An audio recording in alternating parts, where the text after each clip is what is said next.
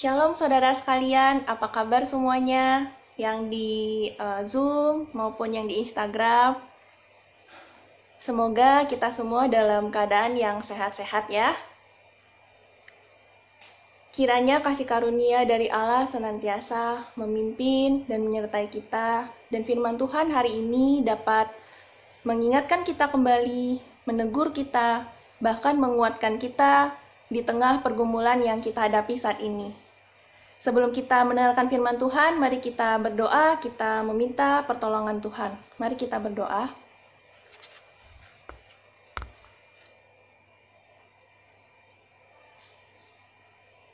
Allah Bapa kami yang bertahta di dalam kerajaan sorga, kalau kami ada sebagaimana kami ada saat ini, itu semua karena anugerah-Mu saja.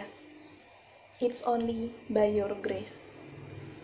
Terima kasih Tuhan atas anugerah-Mu. Kami masih diberikan kesempatan untuk beribadah dan bersekutu bersama di tempat kami masing-masing. Suatu kesempatan yang sangat berharga yang Engkau berikan kepada kami. Bapa, saat ini kami mendengarkan firman-Mu. Kami memohon pimpinan dan penyertaan dari-Mu. Kiranya Allah Roh Kudus menerangi hati dan pikiran kami untuk bisa mendengar sabda-Mu pada siang hari ini. Mengenal Engkau semakin dalam lagi, dan mengetahui apa yang menjadi kehendak-Mu dalam kehidupan kami. Terima kasih Tuhan, ini doa kami. Dalam nama Tuhan Yesus kami berdoa. Amin. Saudara sekalian, mari kita membuka kitab kita dari Matius 25 ayat 13.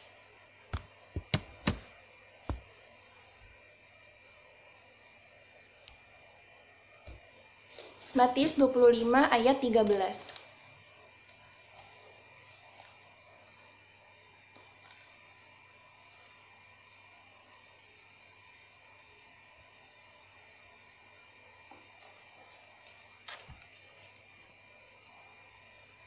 Matius 25 ayat 13. LAI, Alkitab kita ya, Lembaga Kitab Indonesia memberi judul perikop ini, Gadis-gadis yang bijaksana dan gadis-gadis yang bodoh. Ayat 13 berbunyi demikian, saya akan bacakan untuk kita semua. Karena itu berjaga-jagalah, sebab kamu tidak tahu akan hari maupun akan saatnya. Demikian pembacaan Alkitab kita. Saudara sekalian, yang di Zoom ya, bisa lihat saya ada share screen. Perumpamaan mengenai gadis bijaksana dan gadis bodoh. Kalau bahasa Inggrisnya, Parable of the Ten Virgins. Saudara sekalian, untuk mendapatkan gambaran mengenai keseluruhan perikop ini, Matius 25 ayat 1-13, kita akan menonton sebuah video berikut ini. Saudara sekalian bisa melihat dan menyimaknya. Pada waktu itu, hal kerajaan sorga seumpama 10 gadis yang mengambil pelitanya dan pergi menyongsong mempelai laki-laki. 5 di antaranya bodoh dan 5 bijaksana. Gadis-gadis yang bodoh itu membawa pelitanya, tetapi tidak membawa minyak.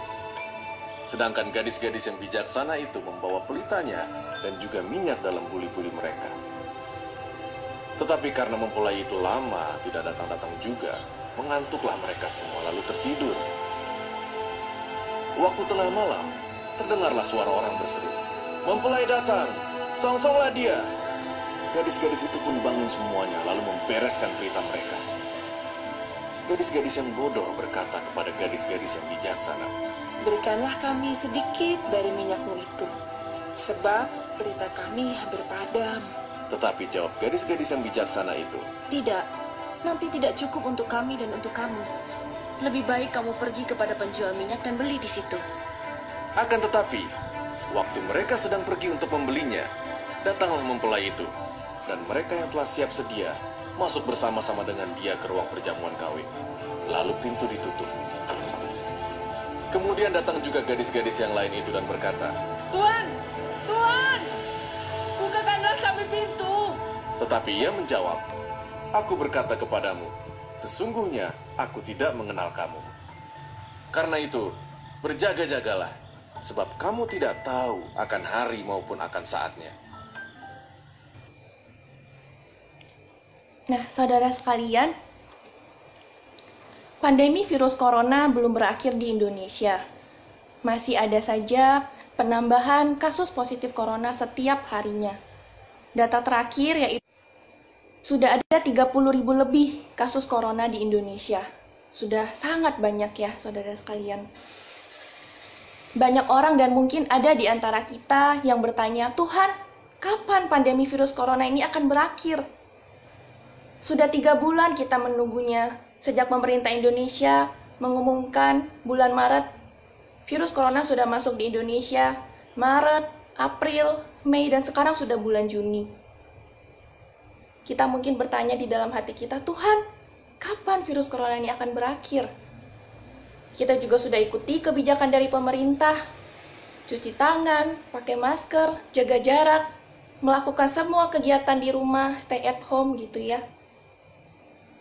Tapi kasus ini tidak kunjung usai. Mungkin kita sudah tidak kuat lagi untuk menghadapinya. Saudara sekalian, mungkin juga ada yang berpikir di antara kita, Tuhan, di tengah virus ini, di tengah pandemi ini, mengapa Engkau tidak datang saja? Mengapa Engkau tidak segera datang sehingga semua pandemi ini akan berakhir? Semua masalah selesai dan segala sesuatu berakhir begitu saja ketika Engkau datang kembali. Nah, saudara sekalian, mungkin kita pernah berpikir seperti itu ya. Kita berpikir mengkaitkan virus corona dengan kedatangan Tuhan Yesus yang kedua kali. Memang ada orang yang berpikir bahwa pandemi virus corona ini adalah salah satu tanda bahwa Tuhan Yesus akan datang kembali. Hal ini dikarenakan hampir seluruh dunia merasakan dampak daripada penyebaran virus ini. Banyak orang yang meninggal, kasus tak kunjung selesai, penderitaan di mana-mana. Tetapi juga ada yang mengatakan bahwa virus corona ini tidak ada kaitannya sama sekali dengan kedatangan Tuhan Yesus yang kedua kali. Saudara sekalian, dari dua hal ini yang ingin saya tekankan adalah perihal mengenai menanti atau menunggu gitu ya. Kapan virus corona akan berakhir? Kapan Tuhan Yesus akan datang kembali? Jadi inilah yang ingin saya tekankan ya, tentang menanti atau menunggu.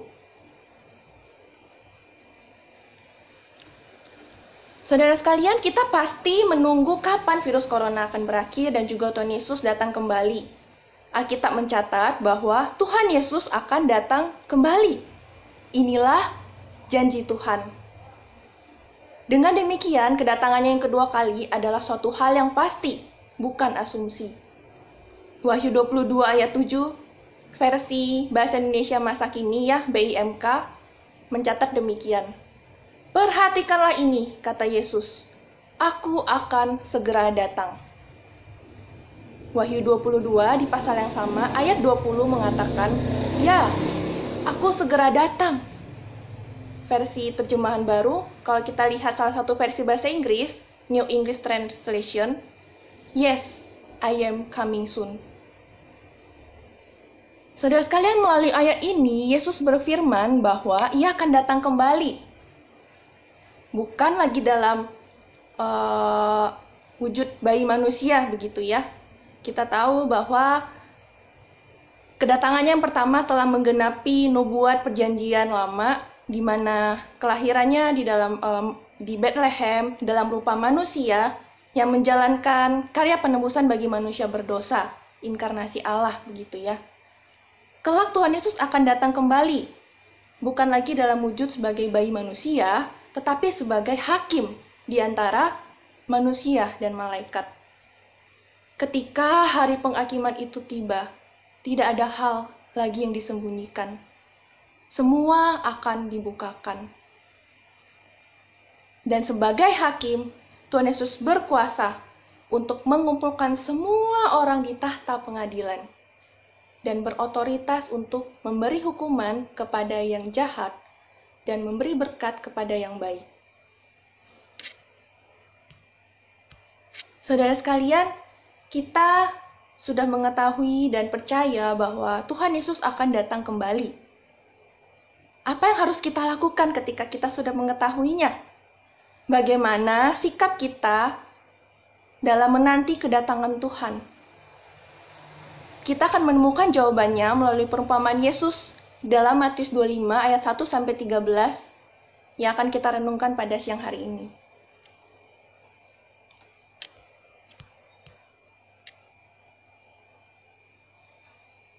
Saudara sekalian, perikop Matius 25 ayat 1-13 merupakan bagian dari serangkaian khotbah Yesus tentang akhir zaman. Kita bisa melihatnya ya secara utuh jika kita membaca keseluruhan dari Matius 24 dan Matius 25. Kalau bahasa teologinya, doktrin tentang akhir zaman itu disebut dengan eskatologi. Mungkin ada saudara sekalian yang sudah pernah mendengar atau melihat kata ini. Saudara sekalian, berbicara mengenai akhir zaman atau eskatologi itu berkaitan erat dengan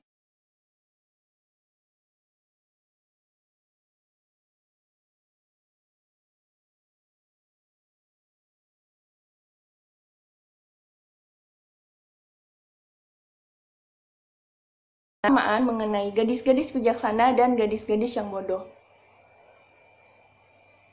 Saudara sekalian, Yesus mengawali perumpamaan ini dengan berkata, pada waktu itu, hal kerajaan sorga seumpama ke-10 gadis yang membawa pelita di tangan mereka, di mana mereka akan bertemu dengan mempelai laki-laki.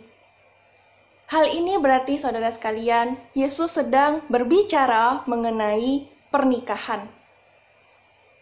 Dan dalam konteks pada saat itu, mencerminkan suatu tradisi perayaan pernikahan Palestina yang di dalam perumpamaan Yesus ini. Saudara sekalian, dalam prosesi pernikahan ini ada 10 gadis yang berperan sebagai pengiring pengantin atau mempelai laki-laki.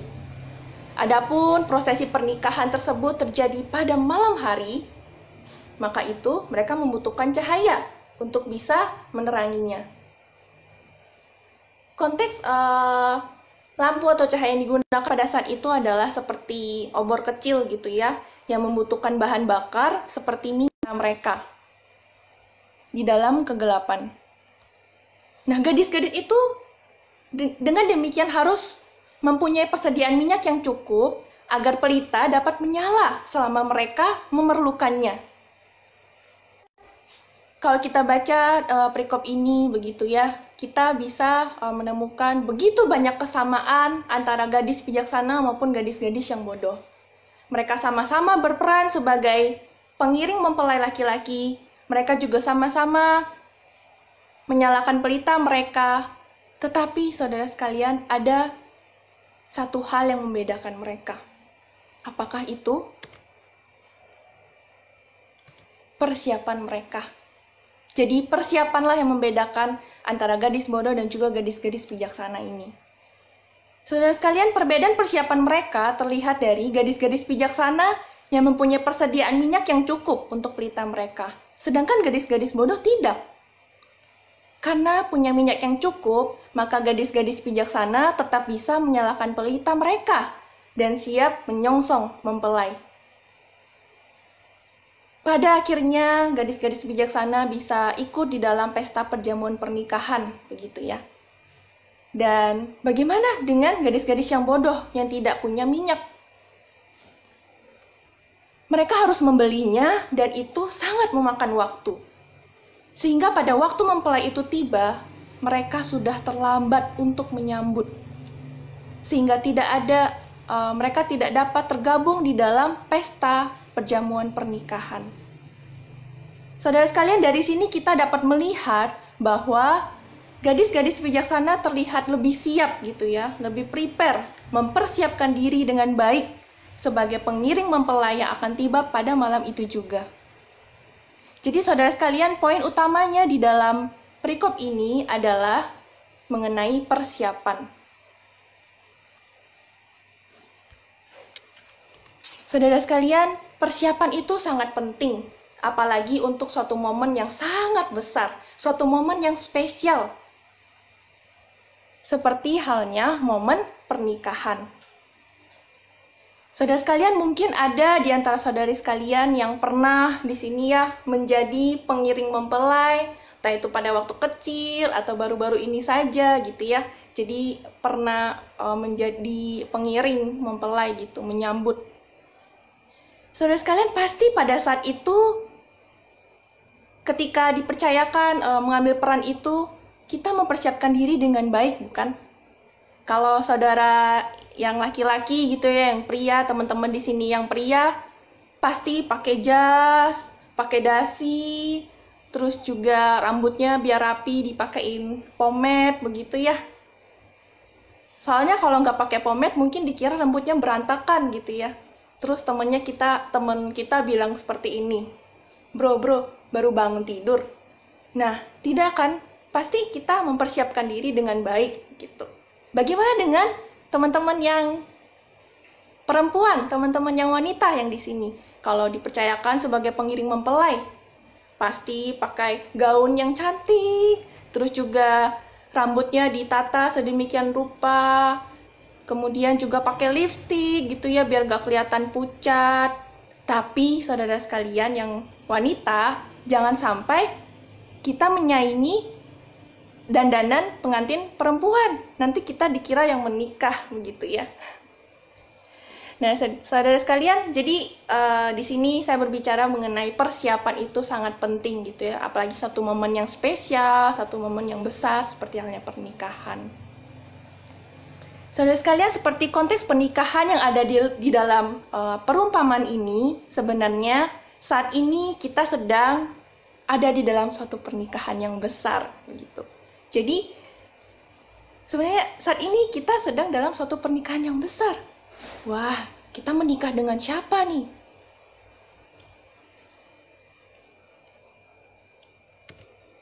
Nah, ini dia saudara sekalian. Jadi kita sedang berada dalam suatu pernikahan yang besar di mana Tuhan adalah mempelai laki-laki dan kita umat Tuhan adalah mempelai perempuan. Mungkin ada di antara saudara sekalian yang bertanya gitu ya, Kak, kok Tuhan bisa disebut sebagai mempelai laki-laki sih? Jawabannya adalah Alkitab yang mengatakannya. Kita bisa melihat bahwa di dalam Alkitab, Tuhan seringkali digambarkan seperti mempelai laki-laki. Dan kita umat Tuhan, jemaat Tuhan, gereja Tuhan disebut sebagai mempelai perempuan. Jadi kita dipersatukan dengan Tuhan begitu ya, oleh kasih karunia-Nya. Seperti kedua mempelai yang bersatu di dalam suatu pernikahan. Saudara sekalian, kita adalah para mempelai Kristus. Kelak Kristus akan datang kembali.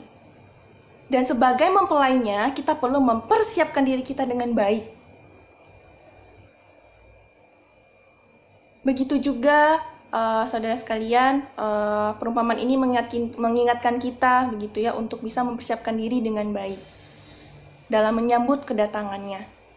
Nah, saudara sekalian, memang kelima gadis bijaksana sudah melakukan persiapan, tetapi mereka harus menunggu kedatangan mempelai.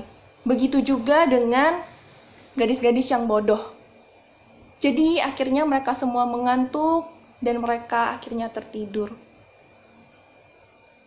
Saudara sekalian, meskipun mereka tertidur, gadis-gadis bijaksana itu tidak khawatir, tidak perlu khawatir. Itu bukan masalah bagi mereka.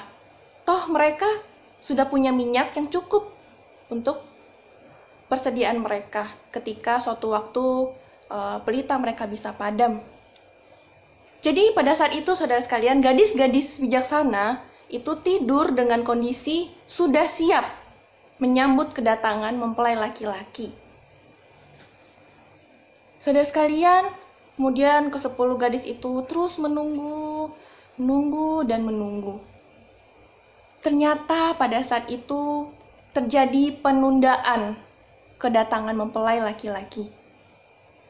Ada kemungkinan penundaan terjadi karena sesama keluarga mempelai saling berdiskusi begitu ya mengenai keuangan, sehingga mempelai laki-laki datang terlambat. Sehingga prosesi pernikahan yang berlangsung pada malam itu malah terjadi lebih malam lagi dari yang diperkirakan sebelumnya. Tak heran mengapa ke-10 gadis itu bisa mengantuk dan tertidur. Dan karena mereka harus menghadapi penundaan, begitu ya. Saudara sekalian, hal ini memberikan peringatan bahwa parousia atau kedatangan Tuhan itu bisa saja tertunda. Seperti halnya mempelai laki-laki, Tuhan mungkin menunda kedatangannya lebih lama dari yang kita manusia pikirkan. Ini adalah suatu kondisi kehidupan di mana kita tidak tahu kapan kerajaan sorga akan disempurnakan di bumi ini. Tidak ada yang tahu kapan Tuhan akan datang kembali. Tidak ada yang tahu selain Tuhan itu sendiri. Matius 24 ayat 36 mencatat, "Tetapi tentang hari itu dan saat itu tidak seorang pun yang tahu. Malaikat-malaikat di sorga tidak, dan anak pun tidak. Hanya Bapa sendiri yang tahu." Saudara sekalian, ketika gadis-gadis itu tertidur, terdengarlah suara orang yang berseru gitu ya. "Mempelai datang, song-songlah dia." Wah, gadis-gadis itu pun bangun ya dan segera bersiap-siap karena mempelai sudah datang gitu ya. Akhirnya mempelai yang kita tunggu-tunggu tiba, gitu kata salah seorang gadis, kalau kita bisa berimajinasi gitu ya. Wah, akhirnya mempelainya tiba. Ayo kita sambut dia gitu. Dan yang lain menyahut gitu. Ayo gitu. Tiba-tiba saudara sekalian ada yang berkata, "Waduh, gawat. Gimana ini? Pelita kita hampir padam.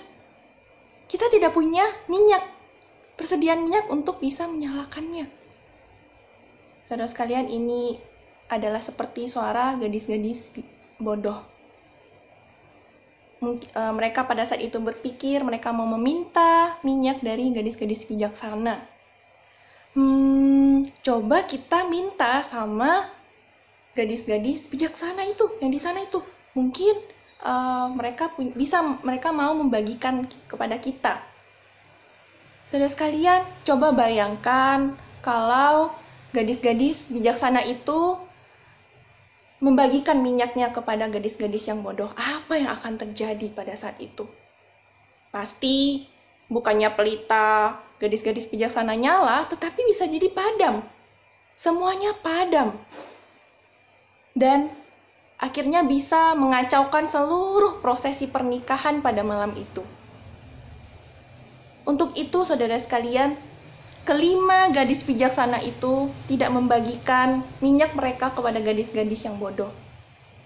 Hal ini bukan berarti gadis-gadis bijaksana pelit begitu ya. Tidak, ini tidak berbicara mengenai pelit gitu atau tidak mau berbagi gitu. Dari hal ini, saudara sekalian, Yesus ingin mengajarkan bahwa persiapan, khususnya persiapan rohani, itu tidak dapat ditransfer gitu ya. Ditransfer dari satu orang ke orang yang lain, tidak. Semua orang secara pribadi bertanggung jawab atas diri mereka sendiri di hadapan Allah. Pada akhirnya, saudara sekalian, adegan terakhir pada perumpamaan ini melambangkan suatu penghakiman eskatologis. Simbol pintu tertutup menunjukkan waktu ketika semuanya sudah terlambat. Kelima gadis bijaksana yang didapati telah melakukan persiapan yang baik bisa ikut di dalam perjamuan pernikahan. Bagaimana dengan gadis-gadis bodoh? Mereka dikucilkan, mereka tidak bisa tergabung di dalam suatu perjamuan pernikahan yang merupakan suatu hadiah eskatologis, hadiah dari Tuhan. Mereka tidak dapat meminta pertolongan. Kemudian, saudara sekalian, Yesus mengakhiri perumpamaannya dengan berkata, "Karena itu, berjaga-jagalah, sebab kamu tidak tahu akan hari maupun akan saatnya." Ayat yang ke-13. Saudara sekalian, ini bisa jadi ayat hafalan kita ya pada hari ini, Matius 25 ayat 13. Saudara sekalian, menanti kedatangan seorang pribadi yang sangat spesial dalam kehidupan kita, yaitu Tuhan Yesus membutuhkan persiapan. Dengan kata lain, di dalam suatu penantian perlu ada persiapan. Jangan menyia-nyiakan waktu yang ada. Selagi ada kesempatan, lakukanlah persiapan yang baik untuk menyambut kedatangan Tuhan. Kesempatan tidak datang 2 kali, dan waktu tidak dapat diulangi. Kita perlu melakukan persiapan dari sekarang, dan jangan ditunda-tunda. Jangan sampai, saudara sekalian, kita begitu sibuk setiap hari, dan kesibukan itu menghalangi kita untuk bisa melakukan persiapan yang baik. Kita sibuk studi, kita sibuk kerja, kita sibuk melayani. Jangan sampai kesibukan itu menghalangi kita untuk melakukan persiapan yang baik dalam menyambut kedatangan Tuhan yang kedua kali. Jadi, saudara sekalian, bagaimana caranya supaya kita di tengah kesibukan, kita tetap bisa ingat bahwa Tuhan akan datang kembali. Saya pernah berpikir gitu ya, saya secara pribadi pernah berpikir, gimana supaya kita bisa ingat kalau Tuhan Yesus akan datang kembali, dan gimana sikap kita menantikan Tuhan. Saya pernah menganggap bahwa hari ini adalah hari terakhir saya hidup. Jadi segala kesibukan, segala kegiatan yang saya lakukan, saya berfokus kepada Tuhan. Orientasi hanya untuk Tuhan, hidup bagi Tuhan, dan dalam menanti kedatangannya ini harus sudah siap. Saudara sekalian, jadi ini cara saya, mungkin bisa dijadikan sebagai cara saudara sekalian gitu ya. Jadi kita hidup seperti menganggap bahwa hari ini adalah hari kita terakhir, hari terakhir kita hidup. Jadi kita bisa mempersiapkan dengan baik, dan kita melakukan segala kegiatan hanya berfokus untuk Tuhan saja, untuk memuliakan Tuhan.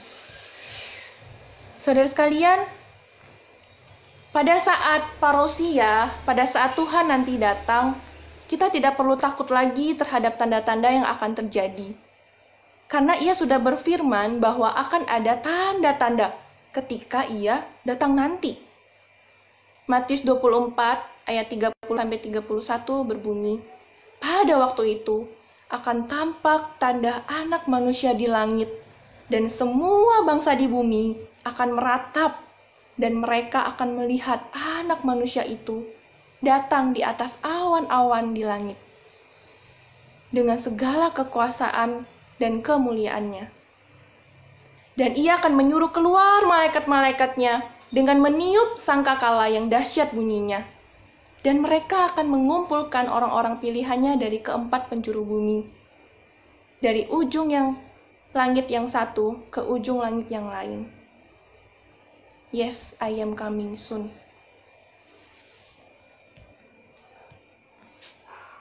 Wahai para mempelai Kristus, apakah kita sudah memiliki persiapan yang baik dalam menanti kedatangannya kembali? Firman Tuhan hari ini menegur dan mengingatkan kita untuk berjaga-jaga menanti kedatangan Tuhan sebagai suatu sikap mempersiapkan menyambut kedatangannya. Seperti apa sikap yang berjaga-jaga itu? Berjaga-jaga berarti siap sedia, senantiasa siap sedia. Dalam menanti kedatangannya, kita perlu siap sedia dengan cara apa? Dengan cara kita bertekun di dalam iman. Di dalam perumpamaan ini, ketekunan gadis-gadis bijaksana terlihat dari persiapan mereka dalam menyambut mempelai. Saudara sekalian, bertekun dalam iman berkaitan dengan ketekunan orang kudus ya, atau perseverance of the saints. Yang berarti orang-orang yang telah dipilih Allah melalui Roh Kudus akan dipelihara dalam iman. Untuk itu kita perlu memelihara iman, kita perlu bertekun di dalam iman. Tidak ada satupun orang yang telah dipilih oleh Allah akan terhilang, mereka pasti selamat secara kekal. Maka itu kita perlu mengerjakan keselamatan yang sudah Tuhan berikan kepada kita. Saudara sekalian, bertekun dalam iman merupakan bentuk dari mengerjakan keselamatan yang sudah Tuhan berikan kepada kita. Dengan kata lain, kita sebagai orang-orang pilihan Tuhan yang sudah diselamatkan, perlu memelihara iman kita di hadapannya. Hal ini merupakan wujud nyata dari rasa syukur kita kepada Tuhan dan ungkapan kasih kita kepada Tuhan yang sudah menyelamatkan kita. Jadi saudara sekalian, kalau kita cinta Tuhan sungguh-sungguh, maka kita harus menyatakan cinta kita pada Tuhan. Kita perlu bertekun di dalam iman. Iman kita harus dipelihara supaya bertumbuh semakin serupa dengan Kristus.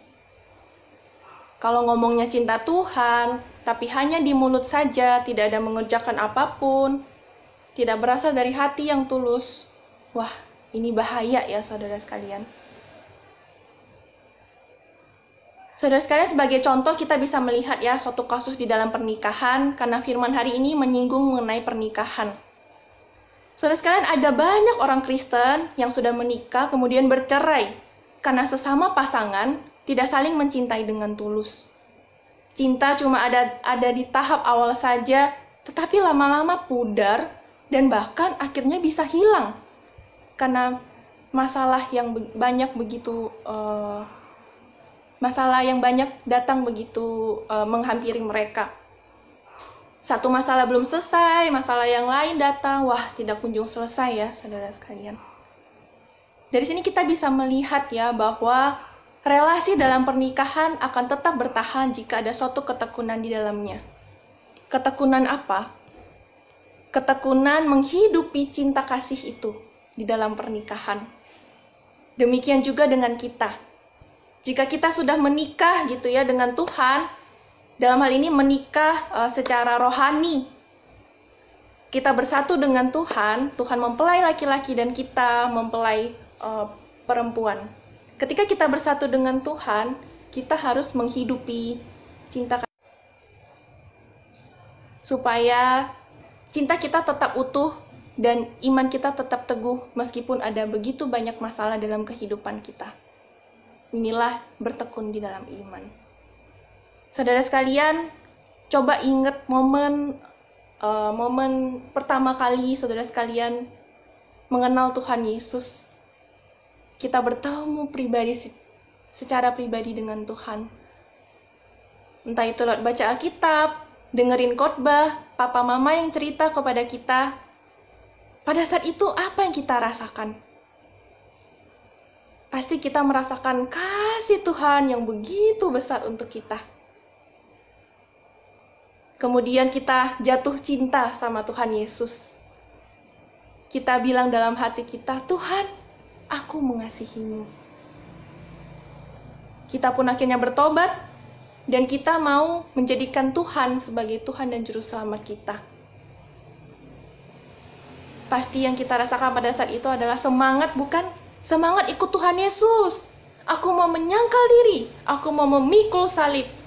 Wah, sungguh satu sukacita yang luar biasa.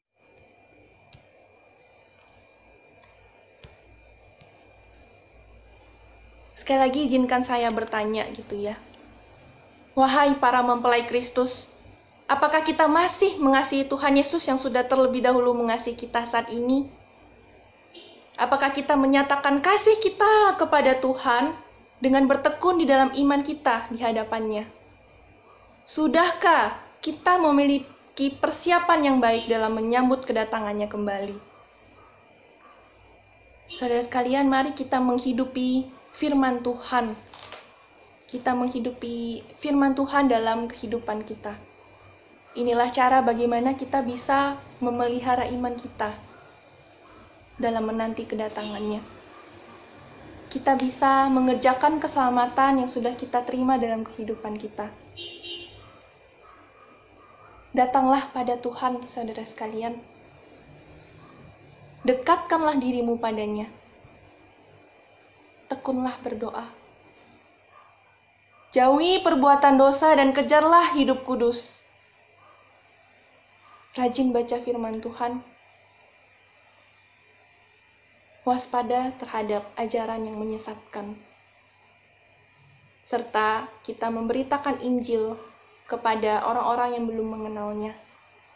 Mulai dari lingkungan terkecil, mulai dari lingkungan keluarga kita sendiri yang belum percaya. Pada akhirnya, saudara sekalian, kiranya nama Tuhan dipermuliakan melalui sikap kita di dalam menanti kedatangan Tuhan sebagai para mempelai Kristus. Saudara sekalian, untuk mengakhiri khotbah ini, renungan firman Tuhan pada hari ini, saya akan putarkan satu video. Saudara sekalian bisa melihat dan merenungkannya. Ini adalah tentang Yesus, sang mempelai laki-laki yang sangat mengasihi kita. Ia berjanji kelak akan datang yang kedua kalinya. Saya mengajak saudara sekalian untuk mengambil komitmen juga di hadapan Tuhan pada hari ini setelah mendengarkan firman Tuhan hari ini. Saya akan putarkan.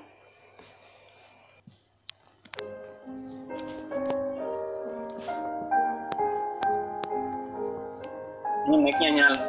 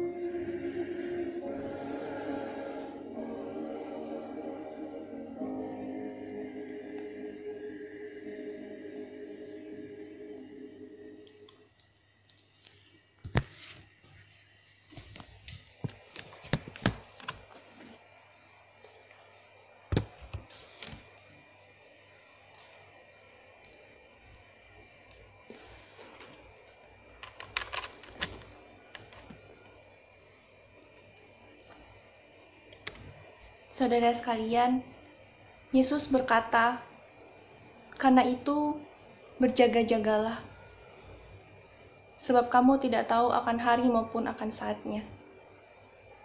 Karena itu, berjaga-jagalah. Di dalam penantian perlu ada persiapan. Selagi ada kesempatan, lakukanlah persiapan dalam menanti kedatangan Tuhan. Wahai para mempelai Kristus, sudahkah kita siap menyambut kedatangannya yang kedua kali? Mari kita berdoa.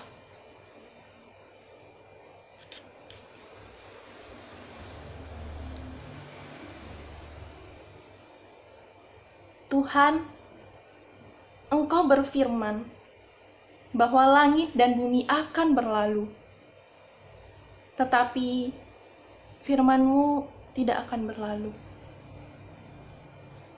Firman-Mu kekal selama-lamanya.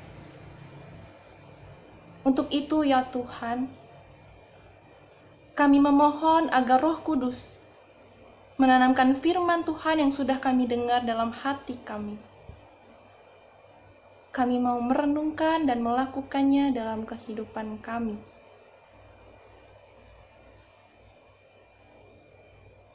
Apa yang sudah Tuhan katakan kepada kami secara pribadi pada siang hari ini, kiranya kami dapat boleh melaksanakannya.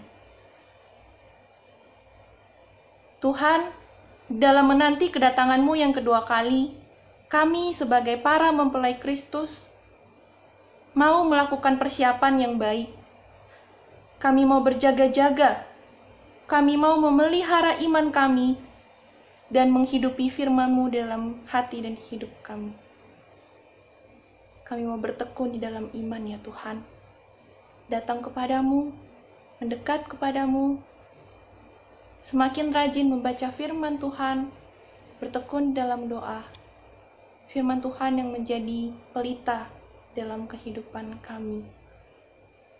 Tuhan, tolong kami supaya kami bisa melakukan semua hal ini. Terima kasih Tuhan. Dalam nama Tuhan Yesus, Sang Mempelai laki-laki yang kami percaya dari sekarang sampai selama-lamanya. Kami berdoa. Amin.